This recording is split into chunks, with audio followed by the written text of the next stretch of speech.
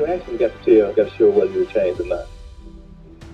My acceptance point show that I'm trying to make a change. All we got to do is put our program together, follow our program. That's my main focus right there. And stop these kids from hurting each other out there.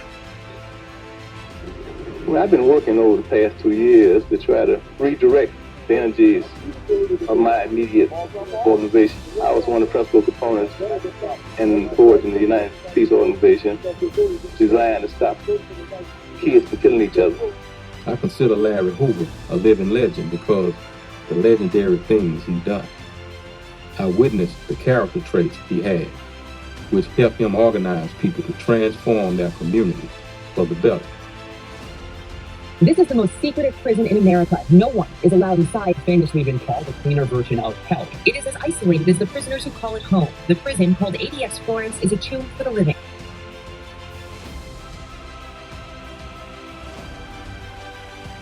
They'll be locked down for 23 hours a day in a 84 square foot cell, 7 feet by 12 feet. He will be in the cell 23 hours a day for the rest of his life. He will not have access to other inmates. If he does go out, it's his choice for the 1 hour. It'll be in a caged-in area. You basically walk around in circles, get a little daylight. Let's be frank, it's designed so he can't even see the mountains. I sincerely hope someone with the right tools read this and is able to correct this injustice. Why is there such an urgency now to get Larry Hoover pardoned? Everybody asks, why Larry Hoover? Why not Larry Hoover? Let us raise those questions. Let us have those conversations. Let us reveal those documents. Let us embarrass those few people. And then now you come in and help us because now you can spread the word. Because ultimately, I'll tell you right now, if we were to end this Zoom in 5 minutes, there was someone right now who could let Mr. Hoover walk tonight. As Larry starts progressing, as you get older, you get wiser. Larry is an old fella, 70-some years old. He's not a danger to society, like they say. Allegedly stated that he did drugs behind the wall. He's making $100 million a year behind the wall. That's a lot of money, $100, $200 million a year. They pay these press people to put that stuff on so people can believe that. I call it an injustice because it was entrapment, and they had no legal standpoint to record our conversation. They violated our rights and invaded our privacy. They've been monitoring every one of his conversations in an effort to bring more charges against him. Larry was convicted again and sentenced to 6 life terms in federal prison, on top of the 200 years he was already serving. But they don't want him to do that so they can get a lot of more people getting killed, shot, and all these gang violence because they know what he brings to the table. I know what they're doing. I see the mistakes. I've made the mistakes. I'm in a position to maybe correct them before they make the same mistakes I made. Now, Larry also has the leadership to go out there and tell all these individuals, hey, stop the gun violence, let's put our weapons down.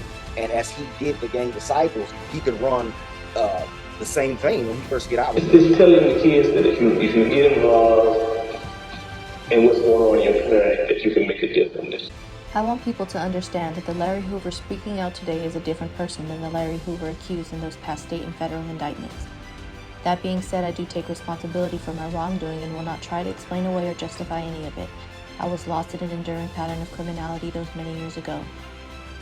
Looking back, thinking about what I have now come to understand about the nature of those things I have been involved and in fact had initiated, I cannot avoid taking responsibility. With this responsibility now being able to honestly assess and appreciate the magnitude and scope of the harms my actions had wrought, I cannot help but to have immense remorse. Moreover, this remorse is rooted in the sad reality of my circumstances. There is zero chance I would reoffend. Not only do I not want to waste my final years in self-destruction, I would want to fulfill a promise I made to my late beloved mother. I offered this letter so that it may clarify and lend insight into where I am today. I know there are some that will probably remain unconvinced and choose to believe I'm beyond redemption. I hope to prove them wrong or at a minimum to ally their concerns eventually. I would hope that people will read this and accept my pledge that I am done with my past and I only ask for a chance to do right by my family and to leave this world on a positive note. I have long since renounced my association with any and all criminal organizations and their membership. I no longer am a member, leader, or even an elder statesman of the Gangster Disciples. I want nothing to do with it now and forever. With peace and respect, Larry Hoover. Because they are black minority people, individuals who's doing it, they don't pay attention to us. However, If you got Sidney Powell, John Fitzgerald, and all these government officials saying what happened to Larry and what's going on, oh, it's a done deal. We just ain't got John. Don't think we just got him. We got a powerhouse. We're not trying to get him in another prison. Oh, we're trying to get him out. But that's what we for. We about to put it down.